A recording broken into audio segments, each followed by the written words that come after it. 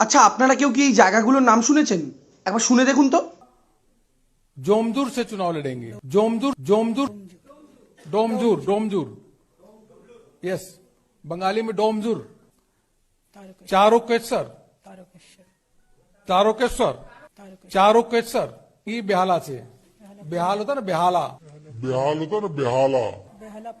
चुनचुरा बोलो, चुचुरा चुचुरा चुचुरा चुचुरा बंगाली में चुचुरा।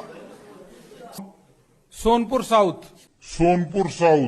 দেবাংশু ভট্টাচার্য কিছু বলতে চাইছিল বিরতিতে যাওয়ার আগে। হ্যাঁ দাদা, মানে এইটা একটু এই বিষয়ের ওপরই, কিন্তু একটু অন্য জায়গায় আমি একটু বলছি। আপনারা কি ওই জায়গাগুলোর নাম শুনেছেন কিনা একটু বলবেন তো।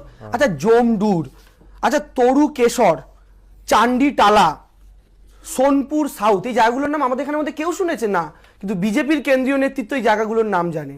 আমি নিজে ডোমজুরের ভোটার, আমার এলাকার নামের এভাবে শ্রাদ্ধ করে দেবে বিজেপির একজন কেন্দ্রীয় নেতৃত্ব, বিশ্বাস করে আমি বুঝতে পারিনি।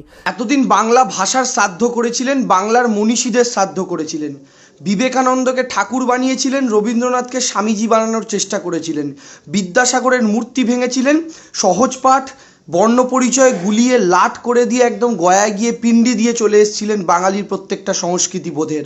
আজকের দিনে দাঁড়িয়ে কেন্দ্রীয় নেতৃত্বের তরফ থেকে বাংলার এক একটা আসনের নাম এমন বিকৃতভাবে উচ্চারণ করা হলো যে বাংলার কাছে আজকে স্পষ্ট হয়ে গেল বিজেপি দলটা বাংলাকে শুধুমাত্র ভোট এবং ক্ষমতা দখলের একটা রাজ্য হিসাবে দেখছে।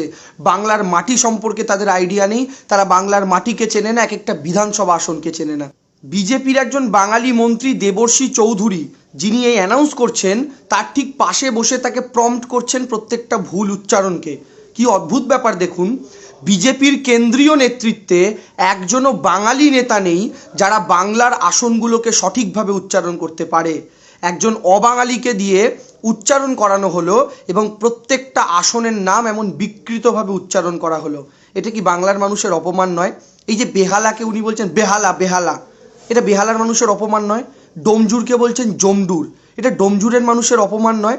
সোনারপুরকে বলছেন সোনপুর, সোনপুর তো উত্তরপ্রদেশ বিহারে আছে, বাংলাকেও উত্তরপ্রদেশ বিহার বানাতে চাইছেন, এটাকেও সোনপুর বলে দিচ্ছেন। এবার একটা মজার বিষয় দেখুন, কেন্দ্রীয় মন্ত্রী বাবুল সুপ্রিয় ভোটে লড়ছেন, তার নাম অ্যানাউন্স করে দেওয়া হলো তিনি নাকি মেদিনীপুরের চণ্ডীতলা থেকে লড়ছেন আমাদের সোহমের বিরুদ্ধে।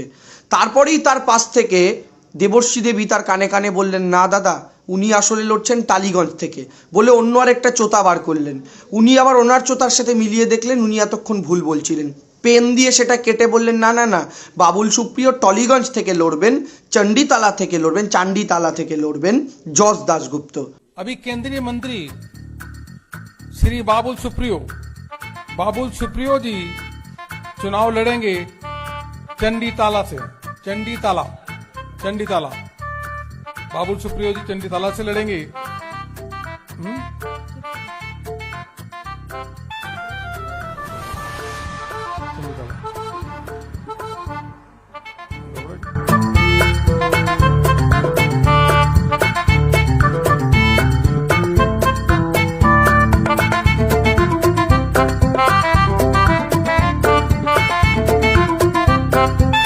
सॉरी, दोबारा करेक्ट कर लेते हैं। आई एम सॉरी, टाइपिंग है।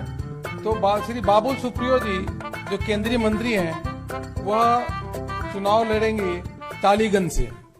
একটু বলুন তো সত্যি কথা বুকে হাত রেখে, বাংলায় যারা বিজেপিকে সমর্থন করেন, সত্যি সত্যি কি বাংলাকে বিজেপি সিরিয়াসলি নেয়? বিধানসভা নির্বাচন, যে নির্বাচনে কিনা বিজেপি ক্ষমতা দখলের স্বপ্ন দেখছে, সেখানে বাংলার কোন সিটেকে ক্যান্ডিডেট তার আলাদা আলাদা তালিকা তৈরি হচ্ছে। তার নাম প্রকাশ করছেন একজন মুখপাত্র বসে একরকমভাবে, তার পাশ দিয়ে মন্ত্রী বলে দিচ্ছেন একরকম, তিনি একরকম উচ্চারণ করছেন, তার পাশ দিয়ে বলে দিচ্ছেন আরেক রকম।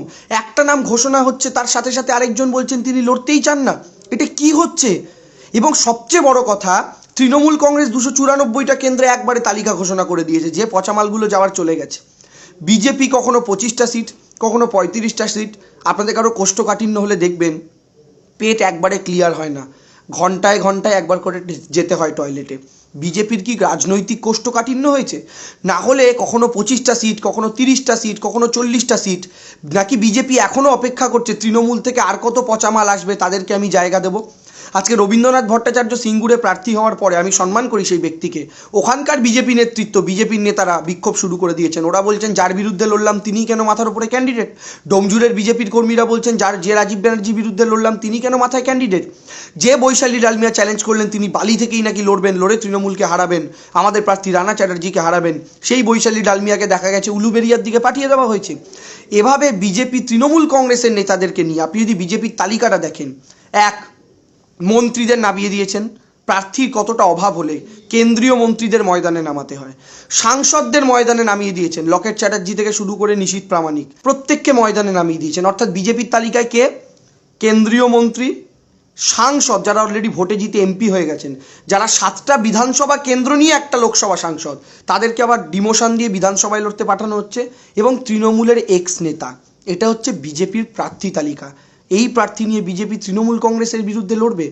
বিজেপির কাছে বলি অনেক ধন্যবাদ বাংলার মানুষকে বুঝিয়ে দেওয়ার জন্য যে আসলে বাংলা নিয়ে আপনারা একদম সিরিয়াস নন। Thank you. খেলা হবে।